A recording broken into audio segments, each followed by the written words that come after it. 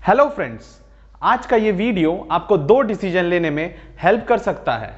पहला, अगर आप एक एंटरप्रेन्योर है या फिर बिजनेस ओनर तो किस तरह से आप इलेक्ट्रिक व्हीकल के वेव को एनकैश कर सकते हैं। दूसरा, अगर आप एक इन्वेस्टर है और कोई इन्वेस्टमेंट के ऑप्शंस ढूंढ रहे हैं तो ऐसे कौन से स्टॉक्स है जो आपको फ्यूचर में मल्टी बैगर रिटर्न्स दे सकते हैं।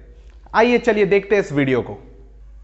आज से 20 साल पहले अगर मैं आपसे यह पूछता कि फ्यूचर में अमेज़न, गूगल या फिर फेसबुक की फ्यूचर वैल्यूएशन क्या होगी तो शायद हम में से बहुतों के पास उस वक्त इसका आंसर नहीं होता। लेकिन जैसा हम सभी को पता है कि आज इन सारी कंपनीज की वैल्यूएशन बिलियन डॉलर्स में है। ठीक उसी तरह अगर मैं आज आपसे यह पूछूं कि फ्यूचर में इलेक्ट्रिक व्हीकल इंडस्ट्री की वैल्यूएशन क्या होगी तो शायद आज हम में से बहुतों के पास इसका भी आंसर नहीं होगा। लेकिन इतिहास खुद को दोहराने वाला है। सवाल यह है, क्या हम उस इतिहास का हिस्सा बनना चाहते हैं? अगर आपका आंसर है यस, तो आइए जानते हैं ऐसे कौन से इंपॉर्टेंट पहलू है जिनको हमें ध्यान में रखना बहुत जरूरी है इस ग्रोथ स्टोरी का हिस्सा बनने के लिए। अगर मैं इलेक्ट्रिक व्हीकल इंडस्ट्री के बाइफिकेशन की बात करूं तो इसमें 3 मेजर सेगमेंट्स आते हैं।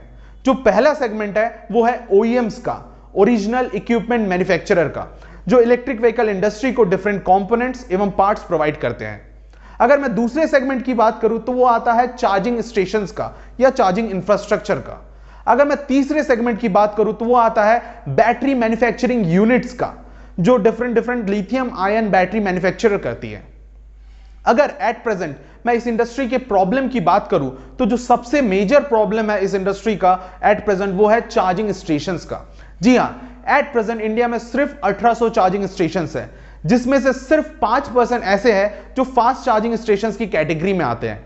अगर मैं दूसरे और प्रॉब्लम्स की बात करूं तो सबसे बड़ा जो मेजर प्रॉब्लम है आज की डेट में वो है इसकी कॉस्ट। जी हां, अगर मैं इसकी कॉस्टिंग की बात करूं तो आज कहीं ना कहीं मिडिल इनकम या lower income group of consumers के पहुंच से दूर नजर आती है। लेकिन अगर मैं इस इंडस्ट्री के फ्यूचर ग्रोथ प्रोस्पेक्ट की बात करूं तो जो 2020 का डेटा है उसके हिसाब से इस इंडस्ट्री की वैल्यूएशन थी near about 5 billion USD dollars की। जी हां, और अगर मैं इसके ग्रोथ पोटेंशियल की बात करूं तो ये ग्रो कर रहा है मोर देन 40% CAGR के रेट से, कंपाउंडेड एनुअल ग्रोथ रेट के हिसाब से। और इन 2026 जो इसकी प्रेडिक्शन है मार्केट वैल्यू की वो है नियर अबाउट 47 बिलियन डॉलर्स।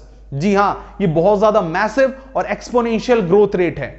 अगर एज पर बिजनेस स्टैंडर्ड्स मैं इसके डिफरेंट सेगमेंट्स के ग्रोथ रेट की बात करूं तो जो चार्जिंग इंफ्रास्ट्रक्चर है वो ग्रो करने वाला है मोर देन 42% CAGR के हिसाब से। अगर मैं बैटरी इंडस्ट्री या बैटरी यूनिट्स की बात करूं वो ग्रो करने वाली है मोर देन 60% CAGR के हिसाब से। आप देख सकते हैं कितना ज्यादा मैसिव और एक्सपोनेंशियल ग्रोथ रेट रहने वाला है बैटरी इंडस्ट्री का। अगर मैं ओवरऑल इंडस्ट्री के ग्रोथ रेट की बात करूं तो वो रहने वाली है मोर देन 43% CAGR। जी हां, कंपाउंडेड एनुअल ग्रोथ रेट के हिसाब से ये पूरी इंडस्ट्री बढ़ने वाली है। अगर इसको मैं थोड़ा सा और डिटेल में समझने की कोशिश करूं तो इसको हम एस कर्व की मदद से समझ सकते हैं, जिसमें आप देख सकते हैं स्टार्टिंग में एस कर्व के स्टार्टिंग में जो ग्रोथ रेट होता है या फिर एडॉप्शन रेट होता है वो बहुत ज्यादा स्लो होता है, लेकिन प्राइसेस काफी हाई होती है, जिसको हम प्रेजेंट सिचुएशन के हिसाब से समझ सकते हैं। जैसे आज के डेट पे एडॉप्शन रेट बहुत स्लो है और प्राइसेस हाई है, लेकिन जैसे जैसे एस कर्व आगे बढ़ता है और मिडिल लेवल पे आता है प्राइसेस सिग्निफिकेंटली डिक्रीज होती है और साथ ही साथ जो एडॉप्शन है वो बढ़ता है। लेकिन आप देखेंगे जिस तरह से एस कर्व के एंडिंग में मार्केट सैचुरेट हो जाता है और प्राइसेस ड्रास्टिकली डिक्लाइन हो जाती है। जी हां, तो अगर कहीं ना कहीं देखा जाए आज हम इस एस कर्व के स्टार्टिंग में खड़े हैं और इंडस्ट्री की पोटेंशियल जैसे मैंने बताया बहुत ज्यादा मैसिव और एक्सपोनेंशियल है। अगर मैं इसमें सपोर्ट की बात करूं तो गवर्नमेंट इस इंडस्ट्री को काफी ज्यादा सपोर्ट कर रही है, जिसके तहत गवर्नमेंट की जो सबसे मेजर स्कीम है वो है फेम इंडिया पॉलिसी की, जिसके तहत जो रीसेंट डेवलपमेंट हुआ है वो हुआ है फेम इंडिया 2 पॉलिसी के अंडर, जिसके तहत गवर्नमेंट ने 10,000 करोड़ रुपीस का एक आउटले रखा है जो स्पेंड होना in the time span of 3 years, जिसके तहत गवर्नमेंट कंज्यूमर्स को कई ज्यादा इंसेंटिव्स प्रोवाइड कर रही है इलेक्ट्रिक व्हीकल परचेस करने पर, और कहीं ना कहीं जो मैन्युफैक्चरर्स है उनको सब्सिडीज दी जा रही है अगर वो अपने मैन्युफैक्चरिंग यूनिट इंडिया में स्टैब्लिश करते हैं। तो देखा जाए गवर्नमेंट काफी ज्यादा बुलिश है इस इंडस्ट्री को लेकर और पॉजिटिव है और चाहती है कि इस इंडस्ट्री को ग्रो किया जाए। तो अगर आप एक एंटरप्रेन्योर है या फिर बिजनेस ओनर या फिर इस इंडस्ट्री में बिजनेस करना चाहते हैं तो ऐसे कौन से कंपोनेंट्स हो सकते हैं, ऐसे कौन से सेगमेंट्स हो सकते हैं जिसमें आप अपना बिजनेस स्टार्ट कर सकते हैं? जैसा कि मैंने बताया था 3 मेजर कंपोनेंट्स। सबसे पहला कंपोनेंट्स ओईएम्स का। आप as a OEM manufacturer small parts या स्मॉल कंपोनेंट्स मैन्युफैक्चरर कर सकते हैं और इस इलेक्ट्रिक व्हीकल के वेव को एनकैच कर सकते हैं। आप अगर चाहे तो चार्जिंग स्टेशंस भी लगा सकते हैं। जी हां, मैं आपको बता दूं, चार्जिंग स्टेशंस लगाने के लिए कोई स्पेशल गवर्नमेंट अप्रूवल्स की जरूरत नहीं पड़ती है। साथ ही साथ चार्जिंग स्टेशंस बहुत ही कम कैपिटल पे एस्टैब्लिश किया जा सकता है as compare to petrol pumps. अगर मैं तीसरे सेगमेंट की बात करूं तो वो आता है बैटरी मैन्युफैक्चरिंग यूनिट्स का। आप चाहे तो स्मॉल स्केल पे बैटरी मैन्युफैक्चरिंग यूनिट्स स्टैब्लिश कर सकते हैं और अपना खुद का lithium ion battery manufacturing unit start कर सकते हैं। लेकिन अगर आप एक इन्वेस्टर हैं और ऐसे कोई इन्वेस्टमेंट के ऑप्शंस ढूंढ रहे हैं या फिर स्टॉक्स ढूंढ रहे हैं जो आपको फ्यूचर में मल्टी बैगर रिटर्न्स कमा के दे सके, तो ऐसे कौन से स्टॉक्स हो सकते हैं जो आपको मैसिव वेल्थ क्रिएट करके देने की क्षमता रखते हैं?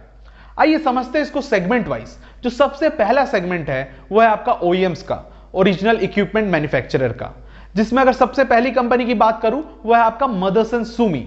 जी हां, ये कंपनी डिफरेंट ऑटोमोबाइल कंपोनेंट्स एवं पार्ट्स मैन्युफैक्चरर करती है। अगर मैं दूसरी कंपनी की बात करूं इस सेगमेंट में, वो है आपकी एंड्योरेंस टेक्नोलॉजी। आप इन दोनों कंपनीज में अपना पोर्टफोलियो क्रिएट कर सकते हैं। अगर दूसरे सेगमेंट की बात करूं वो है आपका चार्जिंग स्टेशंस या फिर चार्जिंग इंफ्रास्ट्रक्चर का, जिसमें जो सबसे बड़ी कंपनी है वो है आपकी टाटा पावर। अगर दूसरी कंपनी की बात करूं इस सेगमेंट की, वो है आपकी power grid corporation of India.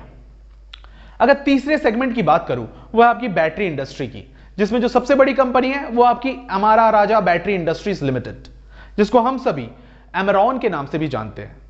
अगर मैं दूसरी कंपनी की बात करूं इस इंडस्ट्री की, वह आपकी एक्साइड इंडस्ट्रीज।